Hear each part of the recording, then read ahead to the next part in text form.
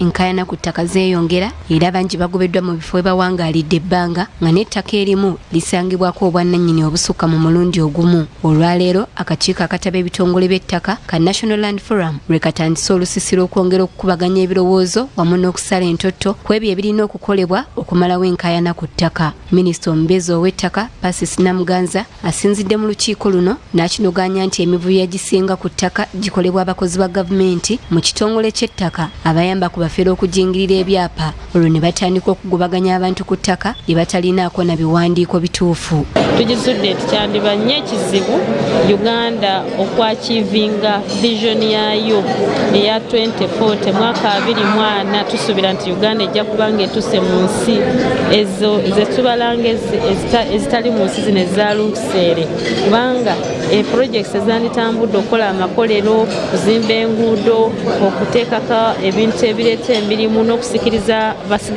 bamusigansimbi tebitambudde olw'okubanga okufuna ettaka wano mu Uganda kizibu nnyo.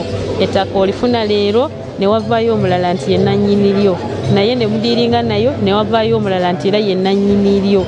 Kwegamba ne tusanga nti ettaka limu lisobola okubeerako abantu nga 4-5. Ono ayongerako nti waliwo ennongoosereza mu tteeka ly'ettaka gye bayisiza mu lukiiko lw'abaminisita olutuula buli bbalaza, kyokka abakugu ku nsonga z'ettaka bagamba nti ennongoosereza zino tezigenda kuyamba wabula amateeka agaliwo gamala ng'essira lirina kuteekebwa ku kulaba nga gateekebwa mu nkola. Edward Gayiya yaliko omubalirizi wa gavumenti agamba obuttakkanya bungi mu ggwanga nga buva ku ttaka omuli abantu okusengula gavumenti ku mpaka ssaako ne gavumenti obutawa biragiro bya kkooti kitiibwa.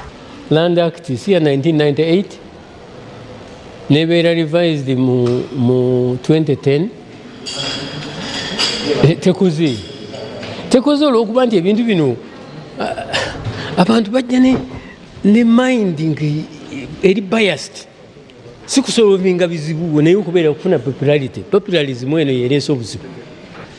Kooti neewa ekiragiro nti abo basengawo mu bukyamu baveewo ate gwe nofubutukeyi n'ogamba nti tibavaawo simanya RDC alina okumala okuyita mu kotoda. What will be different as we will have these policies in place? So I welcome it, but I hope that it will have impact and it should be implemented.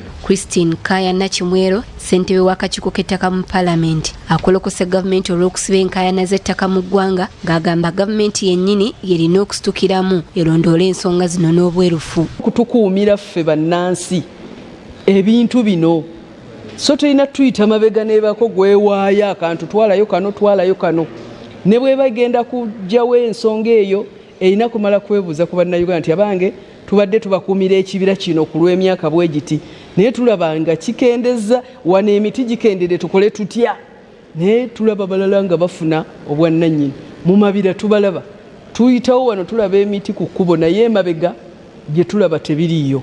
Doreen Nakajiri ne Richard Mwanje, BBS Telefina, Gambuuze.